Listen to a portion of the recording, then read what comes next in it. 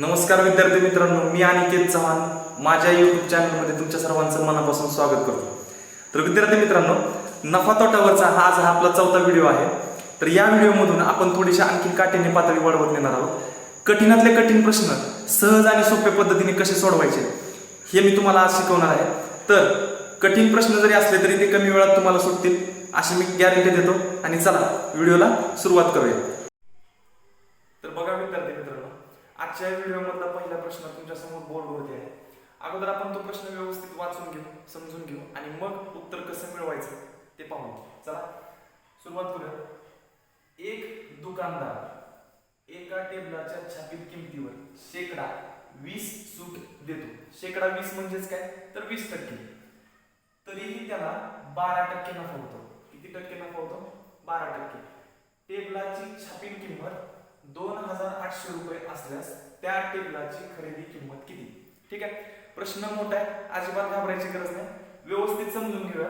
बघा, एक दुकानदार एका टेबलाच्या छापील किमतीवर, छापील किंमत म्हणजे काय, तर MRP बरोबर, त्याच्यावरती तो शेकडा 20 म्हणजे 20% सूट देतो. तरीही त्याला 12% नफा होतो. टेबलाची तुम्हाला छापील किंमत दिलेली आहे 2800 रुपये, तर त्या टेबलाची खरेदी किंमत विचारली. आता एक लक्षात घ्या, खरेदी किमतीपर्यंत आपण कसं पोहोचू शकतो.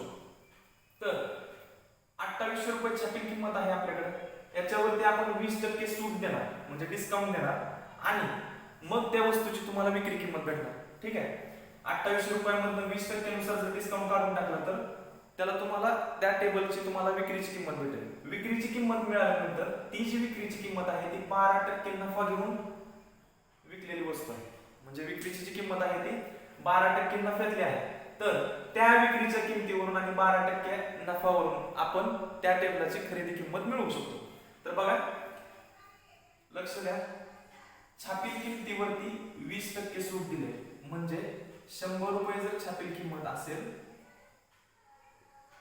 तर सूट दिली 20 रुपये, 100ला 20 रुपये सूट दिली म्हणजे ती वस्तू विकली गेली 80 रुपयाला. कारण सूट काय करतो आपण, वजा करणार छापील किमतीतून, बरोबर, डिस्काउंट देतो म्हणजे कमी करतो ते पैसे. तर 100ला 20 रुपये सूट म्हणजे 100 मधून 20 वजा केले तर विकली गेली वस्तू 80 रुपयाला. पण प्रत्यक्षात त्या वस्तूची छापील किंमत आहे 2800 रुपये. तर प्रत्यक्षात विक्रीची किंमत मानूया X. ठीक आहे, तर संख्यांमधलं रिलेशन लक्षात घेऊया. 2 शून्याला 2 शून्य जर कट केले तर इथं 1 राहिले, इथं 28 राहिले. 1 ला किती निघूनल्यानंतर 28 येतात, तर 1 ला 28 निघूनल्यानंतर 28 येतात. तर 80 ला पण आपण किती निघूनणार, 28 निघूनणार. 28 ने 80 ला गुणताना 28 ने 8 ला गुणणार आणि वरती 1 शून्य घेऊन टाका. 28 8 224, त्याच्यावरती 1 शून्य ठेवला तर 2240 रुपये ही झाली त्या टेबलाची विक्री किंमत.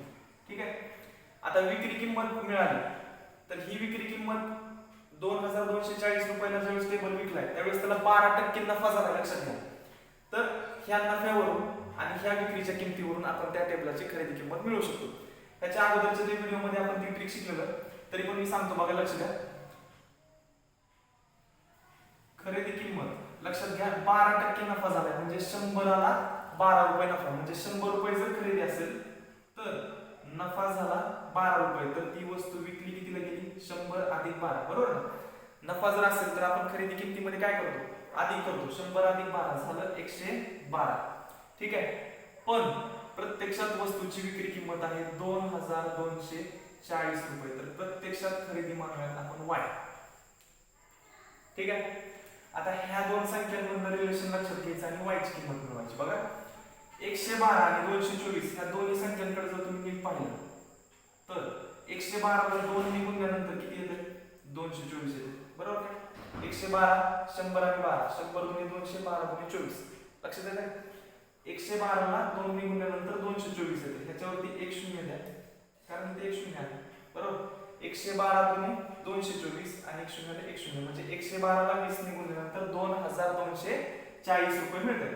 मग इकडे तुम्ही 112 ला 20 निघून आलात तर मग इकडे 100 ला पण किती निघूनणार, 20 निघूनणार. तर Y बरोबर तुम्हाला काय भेटेल, 20 1 20, त्याच्यावरती 2 शून्य ठेवून टाका. ही झाली त्या टेबलाची खरेदी किंमत. सोपे ट्रिक जमणार आहे तुम्हाला. आणखीन एक्झाम्पल घेऊयात आपण. तुम्ही प्रयत्न करा, तुम्हाला माझ्यापेक्षा सुद्धा फास्ट जमणार. ठीक आहे, घेऊयात मग पुढचं उदाहरण. चला पुढचं उदाहरण पाहूया. तर दुसरं एक्झाम्पल तुमच्या समोर बोर्डवरती आहे, वाचून घेऊया आणि सोडवूया. एक दुकानदार एका साडीच्या छापील किमतीवर 10% सूट देतो. किती टक्के? 10%. तरीही त्याला 8% नफा होतो. तरी पण त्याला नफा किती झाला? 8% झाला.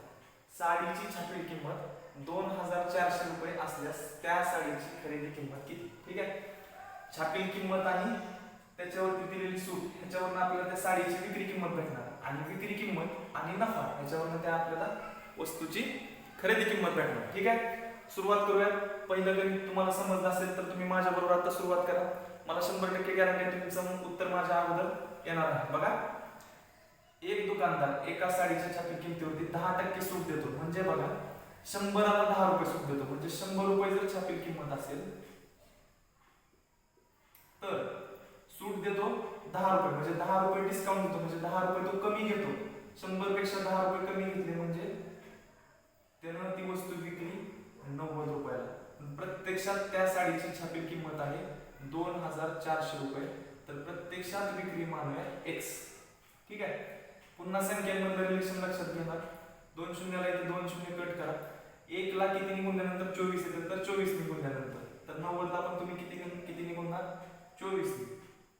ठीक आहे, 24 ने 9 ला गुणा, त्याच्यावरती 1 शून्य ठेवून टाका. 24 9 216, त्याच्यावरती 1 शून्य ठेवला. 2160 रुपये ही झाली त्या साडीची विक्री किंमत. ठीक आहे, आता विक्री किंमत मिळाली, 8% नफा झालेला आहे त्याला, त्याच्यावरून आपण खरेदी किंमत मिळवायची. बघा, 8% नफा झालाय म्हणजे 100ला 8 रुपये नफा. खरेदी किंमत जर 100 रुपये असली असती तर 8 रुपये नफा, तर नफा 100 मध्ये ऍड करा तर तुम्हाला विक्रीची किंमत भेटेल किती? 108. पण प्रत्यक्षात विक्रीची किंमत आहे 2160 रुपये. तर प्रत्यक्षात खरेदी मानूया y. आता ह्या दोन संख्यांमधलं रिलेशन लक्षात घ्या. 108 आणि 216, शून्याला थोडी वेळ बाजूला होते. 108 आणि 216 या दोन्ही संख्यांना जर तुम्ही पाहिलं तर 108 गुणे 216, 100 गुणे 200, 8 गुणे 16.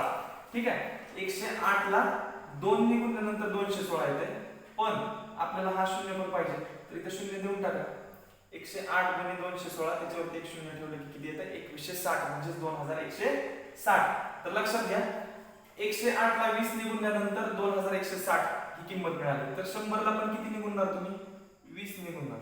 ठीक आहे, तर 20 एक 20, त्याच्यावरती 2 शून्य, तर ही मिळाली तुम्हाला त्या साडीची खरेदी किंमत. ठीक आहे, सोपं आहे उदाहरण. आणखी पुढचं उदाहरण घेऊया.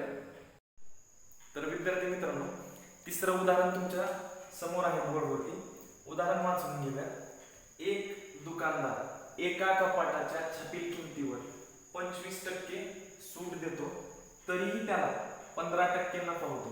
कपाटाची छापील किंमत 23,000 रुपये असल्यास त्या कपाटाची खरेदी किंमत किती? ठीक आहे, तर अगोदर छापील किमतीवरून आणि छापील किमतीवर दिलेली सूट ह्याच्यावरून आपण विक्रीची किंमत करणार. विक्री किमतीवरून आणि ह्या नफ्यावरून आपण खरेदीची किंमत करणार. ठीक आहे, सुरुवात करूया. चला तुम्ही पण माझ्या बरोबर सुरुवात करा. 25% सूट दिली म्हणजे काय?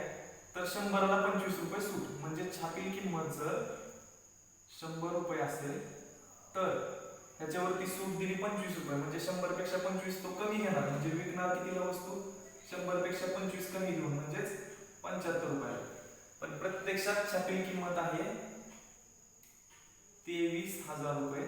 तर प्रत्यक्षात विक्री किंमत मानूया x. ठीक आहे, इथं 2 शून्य घालूया. इथल्या 2 शून्याला 1 ला 230 निघूनल्यानंतर 230 येते, म्हणून 75 ला किती निघूनणार? 230 निघूनणार. तर काय करूया, 23 ने 75 ला गुणायचं आणि त्याच्यावरती 1 शून्य ठेवूया. 23 5 115, 5 हातचे आले 11, 23 7 161 आणि 11 झाले 172. याच्यावरती 1 शून्य ठेवला तर ती वस्तू म्हणजे ते कपाट विकलं गेलं कितीला? 17,250 रुपयाला, म्हणजे त्याची झाली विक्री किंमत. ठीक आहे, आता ह्या विक्री किमतीवरून आणि 15% नफ्यावरून आपण काय मिळवणार? खरेदीची किंमत मिळवणार. बघा लक्ष द्या. हा 15% नफा झालाय म्हणजे 100 रुपयाला 15 रुपये नफा. खरेदी किंमत जर 100 असली असती तर ह्याच्यावरती 15 रुपये नफा म्हणजे ती वस्तू विकली गेली असती 115 रुपयाला. परंतु प्रत्यक्षात ती वस्तू विकली गेली 17,250 रुपयाला. तर प्रत्यक्षात त्या वस्तूची खरेदी मानूयात आपण वाय. ठीक आहे. आता इथं पहा संख्यांमधलं रिलेशन लक्षात येत आहे का? मी अगोदर पण तुम्हाला सांगितलंय की संख्यांमधलं रिलेशन लक्षात येत नसेल तर तुम्ही तिरकस गुणाकार सोडून करून वायची किंमत मिळवू शकता. बरोबर आहे का? तर तिरकस गुणाकार कसं करायचा हे जर पाहायचं असेल तर तुम्ही याच्या अगोदरचे माझे व्हिडिओ पहा जे मी नफा तोट्यावरती बनवलेले आहेत. त्याची लिंक मी तुम्हाला वरती आय बटन वरती पण दिलेली आहे आणि डिस्क्रिप्शन बॉक्स मध्ये पण मी त्याची लिंक तुम्हाला देऊन ठेवलेली आहे. ठीक आहे. तर क्रॉस मल्टिप्लिकेशन केल्यानंतर y बरोबर 100 गुणिले 17,250. जे विद्यार्थी हा व्हिडिओ पहिल्यांदाच पाहतात त्यांच्यासाठी बघा. क्रॉस मल्टिप्लिकेशन करायचं तिरकस गुणाकार करायचा म्हणजे ह्या दोन संख्यांचा आणि ह्या दोन संख्यांचा गुणाकार करायचा. 100 गुणिले 17,250. ठीक आहे. y ला 115 गुणाकारात येणार आहे. 115 इकडे गुणाकार तिकडे नंतर भागाकारात. म्हणून y ला म्हणजेच ह्या चलाला ज्या संख्या गुणाकारात असतात त्या आपण डायरेक्ट इकडे काय घेतो भागाकारामध्ये घेतो. ठीक आहे. भागिले किती 115. तर y बरोबर 100 गुणिले 17,250 भागिले 115. 23 ने भागले 23 5 115. 23 7 161. 172 मधून 161 गेलं तर राहिलं किती 11. त्याच्यावरती घेतलं 5 किती झालं 115. 23 5 115. शून्याला शून्य आहे. ठीक आहे. 5 ने परत 750 ला भाग जाईल. 5 1 5 5 1 5. 7 मधून 5 केलं किती राहिलं 2. त्याच्यावरती घेतलं 5 किती झालं 25. 5 5 25. शून्याला शून्य आहे असं. ठीक आहे. 150 गुणिले 100 करायचं तर 15 1 15. त्याच्यावरती 1 2 आणि 3 शून्य ठेवून टाकलं. 1 2 आणि 3. तर लक्षात घ्या त्या कपाटाची खरेदी किंमत आली 15,000 रुपये. सोपं आहे. चला आणखीन पुढे एक एक्झाम्पल घेऊया. एक लक्षात घ्या जेवढे जास्तीत जास्त एक्झाम्पल आपण एखाद्या ट्रिक वरती सोडू तेवढी ती ट्रिक लक्षात पण राहते आणि एक्झाम्पलची प्रॅक्टिस होऊन हे कॅल्क्युलेशन तुम्हाला सोपं जातं. ठीक आहे. पुढचं एक्झाम्पल पाहू. आता पुढचा प्रश्न पहा बोर्डवरती आहे तुमच्यासमोर. 2,200 रुपयाच्या छापील किमतीवर 50% सूट देऊनही दुकानदारास 10% नफा होतो तर खरेदी किंमत सांगा. आता लक्षात घ्या 2200 रुपयाची छापील किंमत आहे त्याच्यावरती 50% सूट दिलेली आहे म्हणजे डिस्काउंट दिलेलं आहे. 50% म्हणजेच किती आहे 50% म्हणजे निम्म. तर लक्षात घ्या हे एक्झाम्पल पाठीमागच्या एक्झाम्पल पेक्षा सुद्धा सोडवायला खूप सोपं आहे. 2,200 च्या 50% सूट दिली म्हणजेच ह्याच्या निम्मी सूट दिली म्हणजे 2,200 छापील किंमत असणाऱ्या वस्तूचे निम्मेच पैसे त्या दुकानदाराने घेतले म्हणजेच निम्म्याच पैशाला ती वस्तू विकली गेली. 2200 2,200 च्या निम्म किती 1,100. तर मग त्याने ती वस्तू विकली कितीला 50% डिस्काउंट दिला म्हणजे यातली 50% काढून टाकायचे म्हणजे निम्मे काढून टाकायचे. निम्म्याच रुपयाला ती वस्तू विकली गेली. 2200 च्या निम्म किती 1,100. 1,100 रुपयालाच ती वस्तू विकली गेली. तर डायरेक्ट विक्रीची किंमत मिळाली तुम्हाला 1,100 रुपये आणि 1,100 रुपयाला विकून सुद्धा दुकानदाराला 10% नफा झाला. तर ह्या 10% नफ्यावरून आणि या विक्री किमतीवरून आपल्याला त्याची खरेदी किंमत भेटेल. ठीक आहे. तर 10% नफा झाला म्हणजे खरेदी किंमत जर 100 रुपये असेल तर विक्री किंमत असणार 110 रुपये. लक्षात येते का 10% नफा झाला म्हणजे 100ला 10 रुपये. 100 रुपये खरेदी असेल तर 10 रुपये नफा झाला. मग खरेदी 100 रुपये अधिक 10 रुपये नफा तर ती वस्तू विकली कितीला गेली 110 ला. पण प्रत्यक्षात वस्तू विकली गेलेली आहे 1,100 रुपयाला 1,100 रुपयाला. तर प्रत्यक्षात खरेदी मानूया x. ठीक आहे. शून्याला शून्य कट करा. 11ला किती निघून द्यानंतर 110 येते तर 11ला 10 निघून द्यानंतर 110 येते. तर 100ला पण तुम्ही किती निघून ना 10 निघून ना. तर 100ला पण तुम्ही 10 निघून द्या तर 10 1 10 त्याच्यावरती 1 आणि 2 शून्य तर किती रुपये झाले 1,000 रुपये. 1,000 रुपये ही त्या वस्तूची खरेदी किंमत तुम्हाला मिळाली. ठीक आहे. आता पुढचं एक आणखीन गणित पाहूया. तर विद्यार्थी मित्रांनो, पुढचं एक्झाम्पल पहा बोर्डमध्ये. एका वस्तूच्या छापील किमतीवर 12% सूट देऊनही 10% नफा होतो. सूट किती दिले?